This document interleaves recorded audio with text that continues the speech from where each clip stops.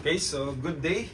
At ang pag-uusapan po natin ngayon ay ang pag-compute ng maximum deflection using the area moment method. So, for example, ito po yung last problem. Last time na sinolve natin na meron tayong simply supported beam loaded na 60 kN, 3 meters from point A, then 5 meters from point C. So, kung maximum deflection ang pinag-uusapan, so again, recall lang po sa area moment. So, number one dito is kailangan alam mo mag-drawing ng moment diagram by parts. No? So, for the last video na ginawa natin, meron tayo ditong nag-fix tayo sa point B, no? But recall lang natin ilan ba yung reaction natin dito. 60 times 3 over 8. Ito ay 22.5 kilonewton. Tapos yung sa kabila naman 65 over 8, 37.5. Okay, at yung 37.5, pag nag-moment diagram by parts tayo sa point B, that is 112.5. Ito po yung 112.5. Ito rin naman po 112.5. Okay. Ina-advise ko na pagka maximum deflection ng kino-compute po ay mas maganda doon tayo mag-fix sa point C, no? Pero hindi ko naman sinasabing mali ito. You can do this, pero kasi kung magka-cut tayo sa BC at nandito ang maximum deflection, makikita nyo medyo ano lang siya, no? Trapezoid yung magiging itsura niya. Okay. Wherein kung dito tayo sa point C, mag-fix using the moment diagram by parts, makikita nyo na wala kayong ma-encounter na trapezoid. So try nga natin kung dito tayo sa point C. This is MVP or moment diagram by parts at B. Ito naman moment diagram by parts at C. Okay? So kung kay C tayo mag-moment diagram by parts, 37.5 times 8, that will give us 300. Then yung kabila rin, 60 times 5, so 300 rin to. So yan ang isang checking natin, dapat magpaparehas yan. Negative 300 or 300 na lang over EI. I-reflect na lang natin po yung negative dun sa area mamaya, no? Okay, lagay natin ang EI over EI. Okay? So, paano ba natin mako-compute ang maximum deflection, no? So, to compute for the maximum deflection, magkakaroon kasi ito ng elastic curve, no? So, pag nagkaroon po yan ng elastic curve, so let's draw lang kung paano yung ating elastic curve. So, ang ating maximum deflection, hindi pa natin alam kung sa AB or sa BC siya nakalocate, no? So, ang mangyayari ngayon, magkakaroon tayo ng tinatawag na trial and error sa pag-compute ng maximum deflection dito sa beam na to, no? So, kung sakali man na yung value ay hindi pasok doon sa boundary condition, doon natin masasabi na siya ay extraneous or negligible yung value na yan, no? Extraneous, let's say for example, segment AB. So, this is bounded from 0 to 3 meters. Tapos ang na-compute natin nasa 4 or nasa 5. So, ibig sabihin, that value is rejected. Hindi siya pwedeng maging sagot or hindi natin pwedeng gamitin yung value na yon doon sa ating mako-compute na maximum deflection. Sige nga. So, para mas maintindihan natin, try segment AB. Sige, try natin, no? Where X is ranges from 0 to 3 meters. Okay? So, if that is ranges from 0 to 3 meters, okay, so, ang gawin natin, mag-cut tayo ng section dito sa AB. Between kay AB, no? And the distance from this point up to this point is X. Okay? So, that distance X will cover up yung area bounded dito sa point na yan, no? Okay. So, if this is X and this is the total length is 8 meters, So, hindi natin alam ngayon yung height na to. So, paano natin malalaman yung height na yan? So, let's say that is y, no? So, try to do the ratio and proportion. So, y over x is equal to 300 over 8, no? So, compute for 8 for the value of y. So, 300 over 8 is y is 37.5x. Okay. So, this is now the value of our y, no? So, kung maalala natin, dapat ang maximum deflection natin ay kung saan itong point na to dapat ay magsisiro siya. Again, lagyan natin ng point to. Let's say this is point A, ito yung point B natin, ito yung point C natin. Then let's say this is point D. Hanapin natin yung point D na kung saan yung point D ay magbibigay ng zero slope. Okay? So again, recall natin yung formula. So let's say we are considering A to D. Okay? So that is theta D, final na D na slope, minus theta A is equal to area. Area siya from A to D. Okay? And last time ay na-compute na po natin yung theta A. That is negative 243.75.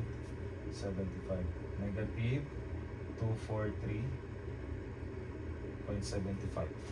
Okay? So if that is theta A, theta D, malalaman natin. Ilan ba ang theta D natin? So if we are considering segment AB as the location of the maximum deflection, kung yan ay kino-consider natin na location of maximum deflection or yung ating X max, we are expecting na itong theta D dapat ay 0. So kung yan ay 0, kung ayan maximum deflection, ang theta D natin ay 0. So mangyayari 0 minus 243 minus, tapos meron pang negative dito, so magiging plus na yan, 243.75 is equal to the area nung ating moment diagram by parts from A to D. So that is x times y. So ang y natin ay 37.5 x tapos over 2, no? Okay, solving for the value of x, so that is 243.75 times 2 over 37.5, then take the square root, and that is 3.6. The value of x here is 3.61 meters. Okay, ano masasabi natin sa na-solve nating value? Valid ba tong value na to? Sabi natin, ang segment AB should ranges from 0 to 3. Pero ang na-compute po natin ay 3.61. So meaning, itong value na to ay extraneous, or this is rejected. So, rejected. Okay? So, rejected. Hindi po natin pwedeng gamitin yung value na yan. So, anong kailangan natin gawin? So, ang kailangan natin gawin, try naman natin sa ibang segment. So, okay. So, let's try. Ano pa ba yung ibang segment? So, dalawa lang naman yan, AB at saka BC. Try segment BC, where segment BC ranges from 3 to 8 meters. Okay? So, if that is 3 meters, so let's say dito na tayo mag-cut. No? Ito yung segment AB. Try naman, okay, so try naman natin mag-cut ng section in between ng BC, where X ranges from 0 to, from 3 to 8 meters. Okay, if that is the segment, so redraw na lang po natin siguro dito, no? Para hindi na madagdagan doon. Tanggalin na natin ito. I-redraw na lang natin siya. So, if this is the moment diagram by parts, dito na tayo magka-cut. sa segment BC. Okay? So, ito na ngayon yung point D natin, no? So, let's say this is point D. So, gamitin ulit natin yung formula A to D. But in this case, ang ating D ay nandun na sa between B to C. So, formula, theta D minus theta A is equal to area ng A to D. Okay, A to D. Okay, so, what is theta D? Hindi pa natin alam. O, alam na pala natin. Ito ay 0. Ang theta A natin, again, negative 243.75. Then, area ng A to D. So, this distance will give us X. Every time na may kakatayang section, yung distance mula sa cutting plane hanggang doon sa leftmost distance, yun ay distance X. And again, let's try to name this as V, then W. Another letter naman para hindi puro X and Y, no? So, to solve for V, that is V over X as, ilan ba to? Yung kabuuan, 300 over 8, no? Tapos, ang atin namang W over, if this is 3 meters, okay, what is the distance from this point up to this point? This is X minus itong distance na to. So, that is X minus 3. So, W over X minus 3 is equal to, ito ay 300 rin po, based dito sa ating moment diagram by parts, is equal to 300 over yung 5 meters, tama. Okay? So, from that equation, ano yung magiging value ng V? 300 over 8. This is 37.5x. So, yan na po yung value ng V. Ang W. So, 300 over 5. That gives us 60x. Okay? So, that is 60x. Okay? So, apply na natin itong formula. So, 0. Tapos, magiging negative. Tapos, negative yun. So, positive 243.75 is equal to, ano po yung area na nakikita natin? So, area lang walang moment kasi ito ay slope.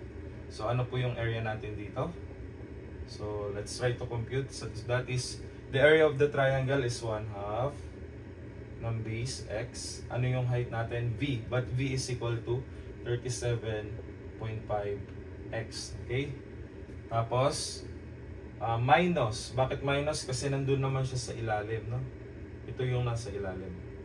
Okay, kaya nga sabi ko kanina, kahit hindi nyo na i-negative itong value na to, basta i-reflect natin na pagka nandun sa baba yung ng ating diagram, yung ating area, that is negative, no? Minus 1/2 naman ng value ng x minus 3 base, tapos yung ating height ay W, but W is 60x. Okay? So, simplify this formula and pwede naman i-shift solve natin. 243.75 is equal to 37.5x squared over 2. Okay, tapos minus, magiging 30 na lang, 30x. Okay, tapos shift solve natin. And ang pag-shift solve natin, dapat ranges siya from 3 to 8. Okay.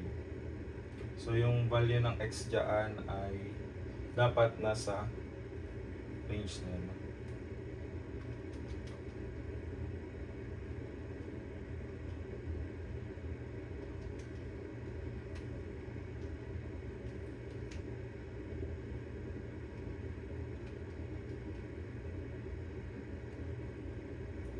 Okay, so baka mamaya sabihin niyo, sir, ang tagal, no? Ang ating value lumabas doon sa shift solve. Okay, pwede naman simplify nyo yan kung medyo natatagalan kayo. Kasi ganyan talaga pagka sa ship sold, no? Okay. Pero medyo matagal siya, no? Actually. Actually, medyo ano talaga, matagal pagka may mga denominator sa ship sold, no? Kaya minsan, prepare ko, i-simplify pa yan. Okay. So sige nga, mas maganda siguro kung mas simplify natin to. Okay. So multiply natin both side by 2. Medyo matagal, no? Ubos oras. 243.75 times 2, that is 487.5. So yan, no? Tapos multiply mo rin by 2 doon. So magka-cancel yung 2 dito, denominator, is equal to 37.5 x squared, tapos minus ilan to? 60x times x, 60x squared.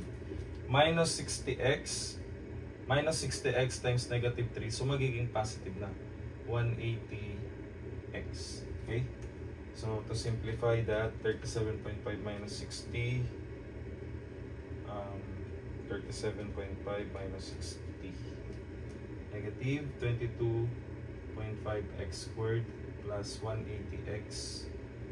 Tapos lipat na lang natin dun sa kabila, minus 487.5 is equal to 0. So pwede rin naman yan, o kaya magiging 22.5x squared minus 180x plus 487.5 is equal to 0. Simplify na lang kung yan ang magpapatagal sa inyo. Then try natin calculate. Mode 5.1, mode 5.3 sa akin, no? So 22.5 negative 180 tapos 487.5.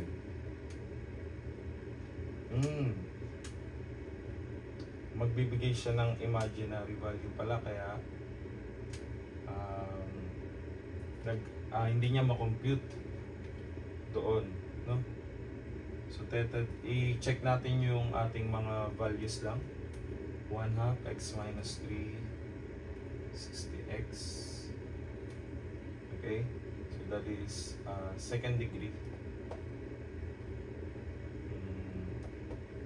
180 tapos minus 487.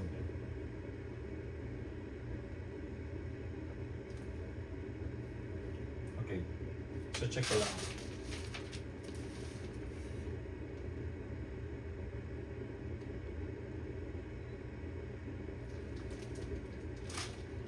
The location should ranges from 0 to 3, pero ang nakuha natin ay negative, negative, positive, negative, positive.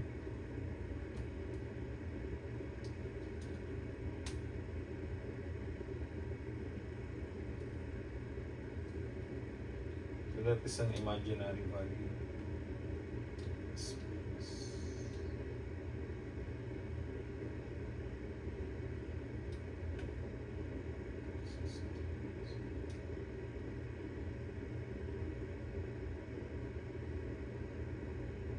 Oh, okay. Napansin ko na kung saan yung mali. So ito pala, no, should be 60 times x minus 3 rito. No, na ano natin, no, na kalimutan natin, no. So if that is x minus 3, yung the value natin ay ito, 60 times x minus 3. Okay. Kaya pala matagal siya sa ship solve, no, kanina. Try nga natin ulit yung ship solve ng ganyan lang. Sige. Okay, so ito po, no, nakalimutan ko lang pala kanina. So that is, huwag muna natin i-multiply sa 2, baka mabilis na siya sa ano. So 243. So 243.75 is equal to 37.5 x squared over 2.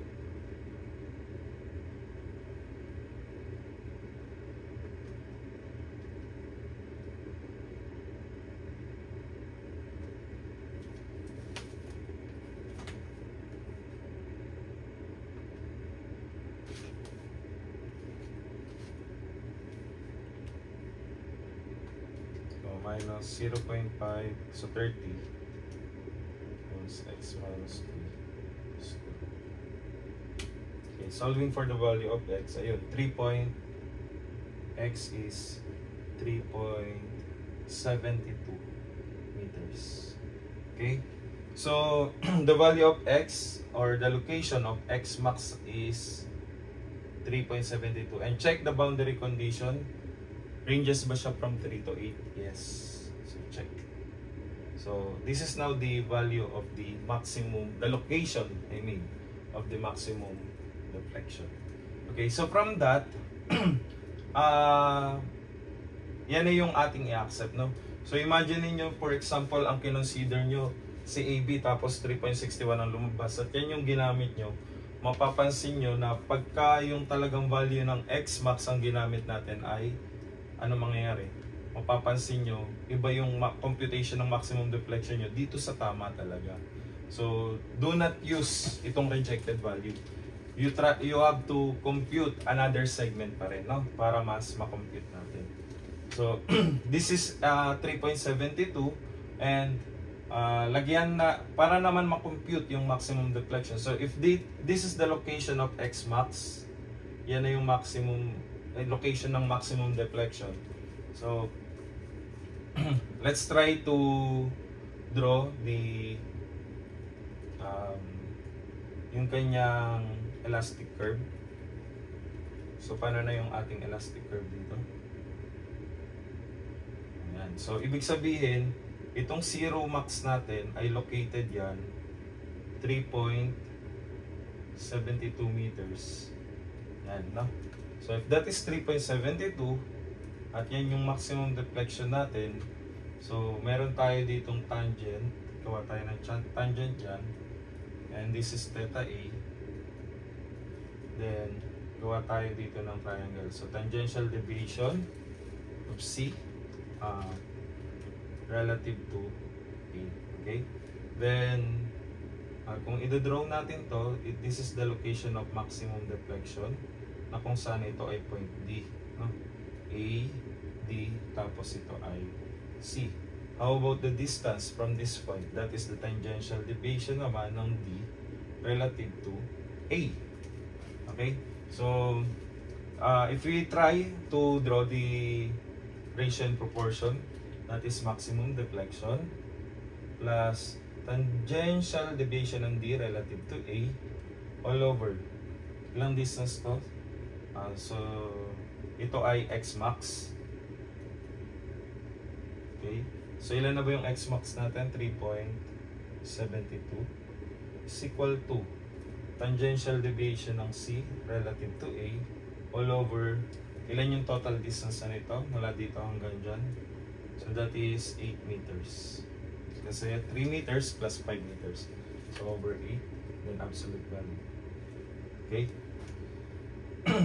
So, from the last problem or the last video na in-upload natin, meron na ba tayong na-compute na tangential deviation ng C relative to A? Meron na, 1950. So, ang kulang na lang ay tangential deviation ng D relative to A. Okay? So the tangential deviation ng D relative to A, yan na lang yung kulang nating i-compute, no? Para makuha yung maximum deflection. So tangential deviation, dito ka na isulat. So tangential deviation ng D relative to A is equal to, kaya mag-moment tayo dito sa D, then ang reference natin, lahat ng area from point A na makakover niya. Okay? So that is area, again ay 1/2 ng x times yung V, 37.5 x over 2, no? 1/2 ng base times height, tapos yung centroid naman yan ay x over 3. Okay, so area, tapos ano yung area? X times 37.5 x over 2 times yan distance na x over 3. Ito yan, yung x over 3. Then, minus yung area naman ng dito sa baba. So, that is x minus 3 Tapos 1/2 ng 60 times x minus 3. O, kasi yun yung W. Tapos ano yung base niya? X minus 3 din. So instead of writing again x minus 3, gawin ko na lang tong squared over, sige, x minus 3 muna. Tapos over 2. Okay, simplify na lang natin yung ating equation. The tangential deviation ay, sige, magiging, ang mangyayari lang ay substitute na natin yung value ng x. Ilan ba yung value ng x natin dito? Substitute, hindi ko na i-simplify pala, mas okay ng ganyan. Tapos substitute x natin yung 3.72 kasi ito yung location ng maximum deflection, no? 3.72 na lang, wag mo na yung mga unit. So ano yung magiging value ng TDA natin? Tangential deviation ng D relative to E. Okay, i-store ko lang yung value na 3.72.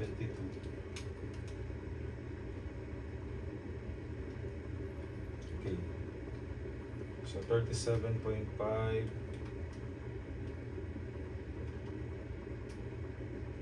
over 6 minus 30 A minus 3 squared. Okay. 306.19. 306.19. Okay. Positive, negative, positive. Okay. So substitute natin yung 306.19 dito and masosolve na ngayon natin yung value ng maximum deflection. Okay. So substitute, then solve for maximum deflection, then the maximum deflection. So mula dito sa equation na to, ano yung magiging value ng maximum deflection? Substitute, so give may value na lahat. So that is 1950 over 8 times 3.72 minus 306.19. So that is 600.56 kilonewton cubic meter over AI. So this is now the answer for the maximum deflection of this beam. No? So yan po yung ating procedure. So again, to compute for the maximum deflection, hanapin muna natin yung location na kung saan magsisiro yung ating slope, no? Tapos saka natin malalaman yung maximum deflection. And again, itong procedure na pag-locate ng maximum deflection na dapat ay zero ang ating shear, zero ang ating slope rather, ay dapat ay applicable lang yan sa simply supported. When I say simply supported, ay yan ay hinge at saka roller, no, yung magkabilaan. Pagka yan naman po ay naka-cantilever, iba naman po ang usapan pagdating sa maximum deflection kasi kino-consider natin yung yung rightmost or yung free end ng ating cantilever. So yun lang po ang discussion natin for today's video, and I hope you learned something from this video. Thank you.